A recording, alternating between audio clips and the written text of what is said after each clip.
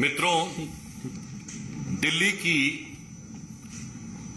राजनीति में नई राजनीति का दावा करने वाली पार्टी की शराब जो जो पुरानी होती चली जा रही है, उनके असली चरित्र का शबाब खुद ब खुद उभरकर सामने आता जा रहा है। अभी कुछ दिन पूर्व आप लोगों ने देखा था कि एक स्टिंग ऑपरेशन प्रकाश में आया था, जिसमें इस घोटाले के एक आरोपी ने बहुत सी बातें कही थी जो अपने आप में बहुत कुछ रहस्योद्घाटन कर रही थी।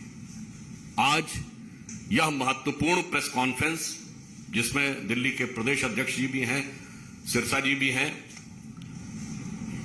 हम लोगों ने इसलिए बुलाई है कि आज से सोशल मीडिया पर कई जगहों पर एक स्टिंग ऑपरेशन का वीडियो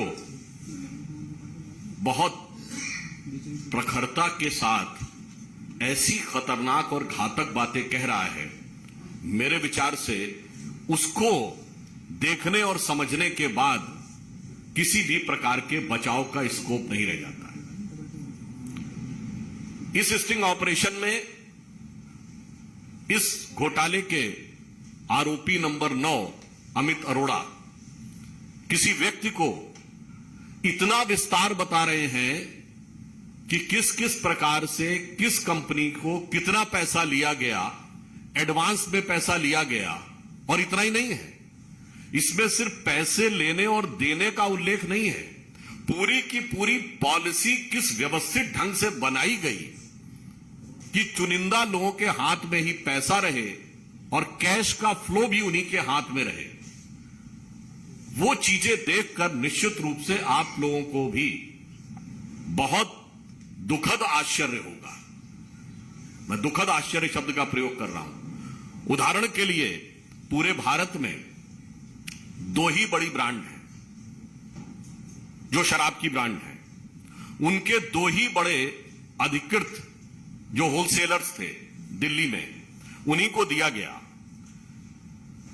जैसे 2 बड़ी ब्रांड डीआईजीओ और पेरी रिकार्ड हैं, और उनके 2 जो प्रमुख होलसेलर्स हैं, एक का नाम है ब्रांडको और एक इंडो स्पिरिट, जिसका कि उल्लेख पहले भी आ चुका है। और इसमें वह व्यक्ति बता रहा है कि ब्रांडको ब्रांच वाले अमन ढल की तरफ से 60 करोड़ रुपए और इंडो स्पिरिट के समीर महेंद्रू की तरफ से के लिए 100 करोड़ रुपए उनके द्वारा देने की बात एक विषय। दूसरा, इसमें वो ये कह रहा, आप सभी जानते हैं, अगर मैन्युफैक्चरर, होलसेलर और रिटेलर, इसके बीच में जो कमीशन तय होता वो कंपनियां तय करती हैं। भिन्न भिन्न रिटेलर्स का कमीशन अलग अलग परिस्थिति के अनुसार तय होता, ताकि उसमें एक स्वस्थ व्यावसायिक प्रतिस्पर्धा, यानी एक हेल्दी बिजनेस कंपटीशन बना रहे। पर वो बता रहा है कि पहली बार ऐसा हुआ है कि कमीशन सरकार ने तय किया। और वो ये भी बता रहा है कि कमीशन किसका तय किया? होलसेलर का। देखिए, एक महत्वपूर्ण बात यह है कि मैन्युफैक्चरर के लिए पैसे का इनपुट अधिक होता है, क्योंकि उसे इंडस्ट्री लगानी पड़ती है, चलानी पड़ती है। रिटेलर को दुकान रखनी पड़ती है। होलसेलर जो है वो तो एक प्रकार का इंटरमीडिएट व्यक्ति होता है, उसका कमीशन, यानी होलसेलर जो है वो पूर्णतः कमीशन के आधार पर चलता है, और सर्वाधिक कमीशन उसका, और वह भी सरकार के द्वारा तय। और इसमें वो ये बता रहा है कि कमीशन लेने का औचित्य और आधार क्या था और किस प्रकार से वो पैसा लेकर बाकी लोगों को दिया गया। और इतना ही नहीं, यह भी दर्शा रहा है कि शराब के इस घोटाले के आधार पर लिए गए पैसे का गोवा और पंजाब में भी चुनावों में उपयोग किया गया। और इसके अतिरिक्त यह भी उसने बताया कि 5-5 करोड़ रुपए तक की फीस मिनिमम निर्धारित की गई। और यह वो हम नहीं बोल रहे हैं, जो अवेलेबल वीडियो है आज, जो दिल्ली में सर्कुलेटेड है, उसमें वो कह रहा है कि 5 करोड़ इसलिए रखा गया कि छोटा मोटा प्लेयर आने ना पाए। जिनके पास 80% बिजनेस है उनको 5 करोड़ देने में कोई समस्या नहीं होगी, जबकि मूलतः यह पॉलिसीज जब अन्य राज्यों में बनाई जाती हैं तो इस आधार पर बनाई जाती हैं कि छोटे छोटे व्यापारियों को भी काम करने का मौका मिले और प्रतिस्पर्धा करने का भी मौका मिले। अब ये स्टिंग देखने के बाद एक बार मैं पुनः याद दिलाना चाहता हूं, ये वही व्यक्ति हैं अरविंद केजरीवाल जी, भारत के इतिहास के एकमेव व्यक्ति जिन्होंने संवैधानिक पद पर कहा था कि अगर कोई तुमसे पैसा मांगे तो स्टिंग बना लेना, हम उस स्टिंग के आधार पर ही कार्रवाई कर देंगे।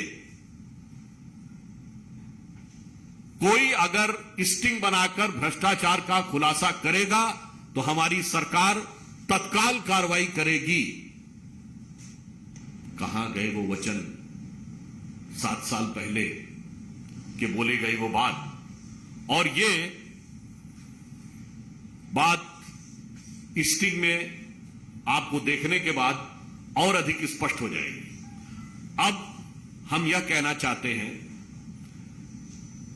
कि स्टिंग होने की जो कुछ चीजें पब्लिक डोमेन में, यह भारतीय जनता पार्टी नहीं कह रही है, यह पब्लिक डोमेन में, हम तो सवाल पूछ रहे हैं कि जब इस प्रकार की नीतिगत बातें उभर कर सामने आई, नंबर 2 पॉलिसी आपने विड्रॉ की, नंबर 3 उसके बावजूद आपने उसका समर्थन किया, नंबर 4 पहली स्टिंग पे कोई कार्रवाई नहीं की, नंबर 5 आपने उसके बाद स्टिंग पर कोई कार्रवाई नहीं की है, और आपके आंदोलन के पितृ पुरुष अन्ना जी भी इस पर आपके बारे में लिख चुके हैं।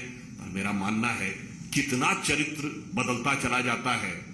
मैं ये कहना चाहूं कि सत्ता का जो नशा है जिसमें आज आम आदमी पार्टी सवार है, उसने उसके चरित्र को जितना बदला है, भारत की राजनीति में शायद 7-8 वर्ष के कालखंड में किसी पार्टी का इतना चरित्र बदलते हुए नहीं देखा। अब मैं अनुरोध करूंगा कि आम आदमी पार्टी ने अपने आदमियों के लिए क्या किया है, आम आदमी पार्टी ने अपने आदमियों के लिए क्या किया है, उस सबका एक दृश्य श्रव्य चरित्र चित्रण आप लोगों के समक्ष प्रस्तुत है।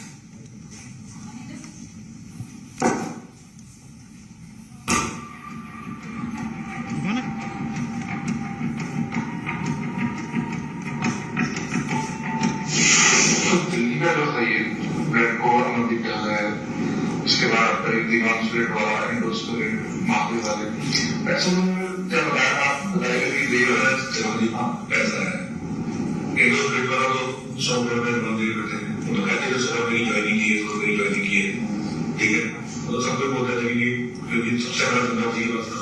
अब 100 रुपए की ज्वाइनिंग में भी देखिए कि ब्लैक और व्हाइट करने धंधा, तो आप 100 रुपया किसी को एडवांस में दे दो, कैश आपने मेरे घर में कैश करा, मैंने 100 रुपये एडवांस में दे दिया, अब वापस आने में पता नहीं लगे, ये तो कैश व्हाइट तो ब्लैक ही करना चाहिए, इस जो कैश है पता करना है एडवांस दे दिया, अब आप व्हाइट को बंद कर दिया, फिक्स मार्जिन दे दिया। उसके बाद हमारे 7-70 करोड़ रुपए जो मार्केट में उसने हमारे नहीं दिए, 7 करोड़ रुपए सारे बोलते, क्योंकि हर आदमी बोलता था कि हमें भी रुपए दे दो, वो बोलते नहीं करने में देंगे, किसी का बदलने की हिम्मत नहीं, और हमारे पास कौन से निकल देते ऐसे ही मार्जिन कर, वो मार्जिन करने में वैसे भी 50 करोड़ की करती मार्केट में, 50 करोड़ की भी इसको भी बता नहीं सकता, उसके बिना ऐसे ही वो विकास करेगा, उसका बदला इनसे थोड़ा सा छोटा था 30 करोड़ रुपए, बस ये मतलब, और इसके सिवाय ये तो सिर्फ ये तो मतलब ऐसा है कि जिसका मैं बोल रहा हूँ कि अगर आप एक्साइज में जाके मतलब आप भी लगे पत्थर पड़ उसको करते हैं, हर आदमी को बताइए मतलब इतना कुछ है ही नहीं है, मतलब गवर्नमेंट इंफॉर्मेशन को ऐसा मतलब तो कभी सुना ही नहीं था कि ऐसा कुछ हुआ है।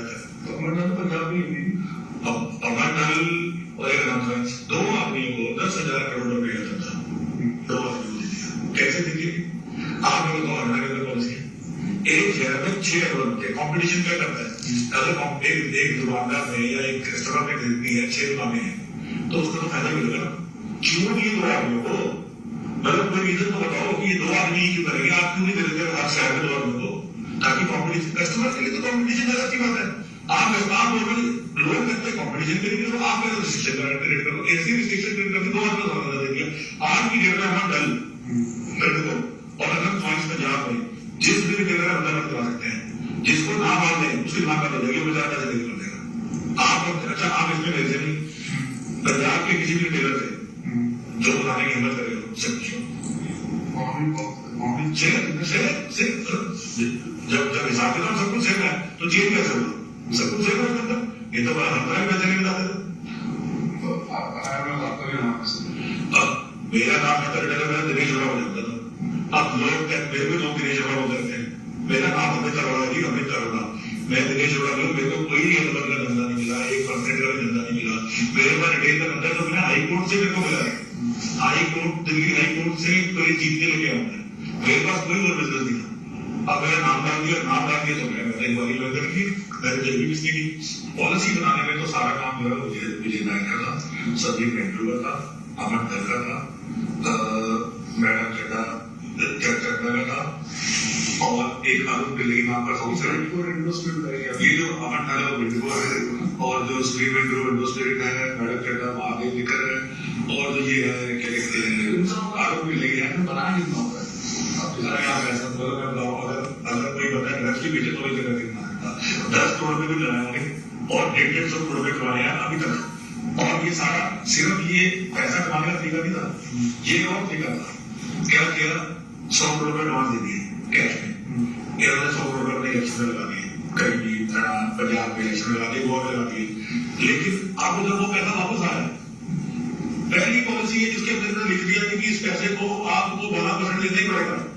नहीं तो क्या होता है, डिस्ट्रीब्यूटर और एक रिटेलर का या डिस्ट्रीब्यूटर और एक कंपनी का रिलेशनशिप को दोनों आपस में ट्रेड करते हैं। अगर आप टीवी के डिस्ट्रीब्यूटर हैं तो कोई सरकार नहीं चाहती कि कितना पैसा ट्रेड होगा, ये तो उन्होंने डिसाइड कर दिया, 12% फिक्स कर दिया। अब एक आदमी 10 करोड़ रुपए लगाए और हर महीने 10 करोड़ रुपए, ऐसा धंधा तो मैंने तो आज तक जिंदगी में दिखा नहीं सकता। ये तो सिर्फ जो वैल्यूएशन होती है पेटीएम बन गया, तो पेटीएम ने 15,000 करोड़ बन गया, वही चीज चल रही है। अगर ये चलता रहता तो ये हजारों करोड़ रुपए का फ्रॉड था। ये तो सरकार के बीच में पता चल गया, मतलब इतना ओपन फ्रॉड था कि एक्साइज के पीएम को पता था क्या होगा। मतलब इन्होंने क्या किया, सारी दुनिया को मार दिया और सिर्फ कुछ लोगों को जिंदा कर दिया। सारे रिटेलर पुराने मार दिए बेचारे, सारे लोगों को मार दिए। तो हाई लगी थी तो सारे चर्चा भी नहीं। पहले एक बार सोचो, वो भी बताता हूँ।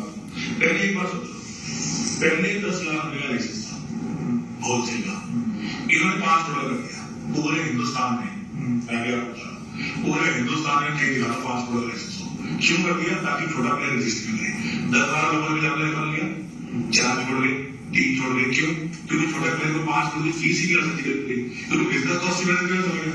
बाकी आदमी तो जरा फीस भी होती बोली कर, ताकि धीरे धीरे जाओ कि सारा बिजनेस ही चालू करवा दे। बेसिकली प्लान तो यही था कि सारा बिजनेस ही चालू करना है। पूरा दिल्ली का बिजनेस जो 15,000 करोड़ रुपए की टर्नओवर का बिजनेस है, वो सारा बिजनेस ही चालू करवा दे। अल्टीमेटली तो यही करना है गवर्नमेंट को बैठ गवर्नमेंट और इन्होंने क्या किया, क्योंकि इनको पैसे सिर्फ इनको किसी रिटेलर से पैसे नहीं मिल रहे थे, इनको पैसे मिल रहे होलसेल से। ये क्या करते हैं, बहुत सारे होलसेल कैसे होगी, जैसे बाकी स्टेट्स ना हरियाणा में बाकी स्टेट में कोटा फिक्स रहता है कि आपने मैंने बिड की फीस दी 200 करोड़ की, तो 200 करोड़ के तक की एक्साइज का कोटा फिक्स है। उसके ऊपर अगर दारू खरीदता हूँ तो फिर से पूरी एक्साइज 165% की एक्साइज नहीं पड़ती है। आज इन्होंने यहाँ पे क्या किया, जितनी मर्जी बेचो, कुछ कोई कोटा नहीं, 1% देगा। इससे क्या हुआ, ये जो गुजरात से शॉर्ट हो गया ना, ये गुजरात में दारू वहां से गई, ये गुजरात में दिल्ली से जाके दिल्ली के अंदर क्या है, आप एक सिंपल सी बात है, आप एक ऐसी कौन सी मार्केट बनी दिल्ली के अंदर, ऐसा कौन सा पंप पड़ गया दिल्ली में कि एकदम से जहां मैंने बिकते थी 4 लाख 5 लाख मिले, वहां मिले 15 लाख। ये सारे के सारे अगर ये इस चीज को अंदर जाए तो सारा ये जो गुजरात का छोड़ जाते हैं कि गुजरात का दारू चलेगी, गुजरात में कहां से जाएंगे, गुजरात में दिल्ली से जाएंगे, सारा दिल्ली से गए तो पंजाब से जाएंगे, क्योंकि पंजाब में सेम कौन सी कंपनी है, पंजाब को काम किया, पंजाब में भी सेम, पंजाब में क्या किया, 12% दिया, ईश्वर में क्या 12% तो मान लिया 10 करके, बाकी तो सब कुछ ठीक है। लेकिन पंजाब में रिटेलर छोड़े करते हैं, आज जहां से जाएगा पंजाब से जाएगी। लेकिन ये जो दिल्ली को क्या करते थे, दिल्ली एक्सपोर्ट, हमारे धंधे में इसको कहते हैं एक्सपोर्ट कंपनी है कि भाई सारी जगह जो दिल्ली से समझ और सब जगह इनको तो अपने पैसे से मतलब ना होलसेल में, जब कहीं से भी जाएगी इनको तो होलसेल में पैसे मिलेंगे 6%, ये तो 12% की एक थी तो विषय 6% का था। ये सब इन्होंने ओबराय होटल में बैठ के लोधी होटल में बैठ के ये जो मैंने आपको नाम बताया, अरुण पिल्लई, सुनील मेंद्रू, अमंडल, ये मैडम चड्डा, ये सब ने बैठ के इन्होंने पॉलिसी बनाई, ये सब ने बैठ के पॉलिसी बनाई और उसके बाद इन्होंने 6% का गेम खेला, सबको मान दिया। ठीक है, सारे L1 सिर्फ L1 के ऊपर पॉलिसी बनाई। सिसोदिया तो किसी ने बनाया सरकार ने भी। अब देखो जी, सिंपल सी बात है, ये कम से कम नहीं तो 3-4 हजार करोड़ की तो ये होलसेल पे खर्च कर रहे, उसके अंदर बड़े भी 300-400-500 करोड़ तो बनाएंगे, बाकी तो उसके सिवाय क्या किया, इतना सब कुछ इतना मतलब कॉमन सेंस की बात है, इसमें तो कुछ है ही है।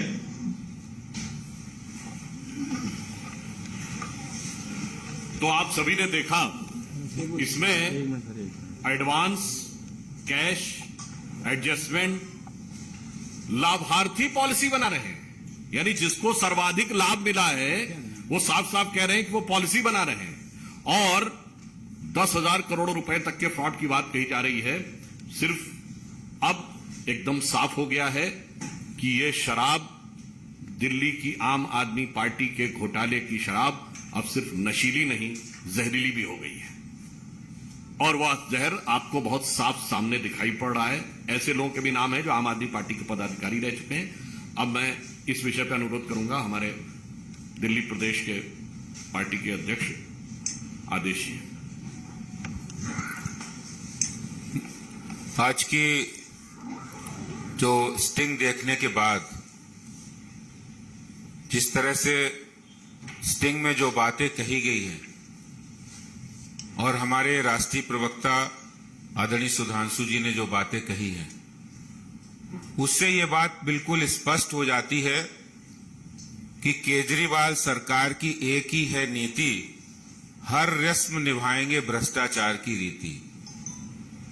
हर वो काम जो काम वो करते हैं, उस हर काम में भ्रष्टाचार, करप्शन, अपने लोगों का फायदा। कैसे उन्होंने दिल्ली के राजस्व को हानि पहुंचाकर, दिल्ली के राजस्व की लूट और चोरी करके उन्होंने जो राजस्व 165% आता था, दिल्ली में शराब की बिक्री 15,000 करोड़ रुपए के लगभग होती है, 165% राजस्व दिल्ली के खजाने में आता था, उसको घटाकर 1% कर दिया, क्योंकि वो सारा का सारा पैसा जो दिल्ली के खजाने में आना था वो शराब के गिने चुने ठेकेदारों को फायदा पहुंचाने के लिए और उनकी मार्फत अंडर द टेबल कमीशन, दलाली लेने का काम आम आदमी पार्टी ने किया है।